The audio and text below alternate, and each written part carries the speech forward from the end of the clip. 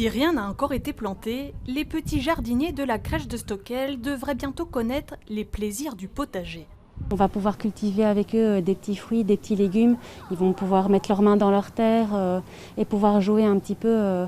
C'est vraiment un objectif pour nous de pouvoir les mettre en contact dès le plus jeune âge avec la nature. Ça nous permet aussi de pouvoir cultiver justement des choses qu'on va pouvoir utiliser dans notre cuisine. Après 2 ans de travaux, la crèche passe en mode éco.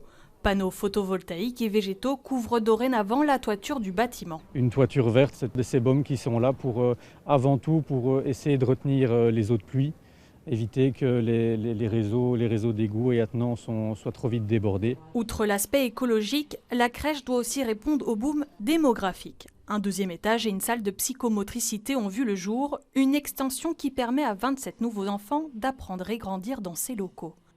Dans les anciens bâtiments, ici on avait 30 enfants et on va pouvoir augmenter les capacités d'accueil à 60 enfants.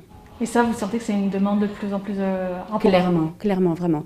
On a tous les jours des appels de parents qui sont en demande d'une crèche communale. Il y a 1300 enfants en âge d'être à la crèche à Woluwe-Saint-Pierre. Avec l'augmentation de 27 places dans la crèche de Stockel, on a maintenant 371 places disponibles, donc on a encore de la marge. Ce qui est essentiel pour nous, c'est, comme je le disais, de pouvoir apporter un accueil qualitatif. Et les infrastructures y contribuent évidemment, de même que les équipes qui encadrent ces enfants au quotidien. Et les équipes, justement, il a fallu les renforcer. Puéricultrices, aides ménagères et membres de la direction, au total 5 personnes ont été embauchées. Un exemple communal que la Fédération Wallonie-Bruxelles compte bien appliquer petit à petit sur son territoire.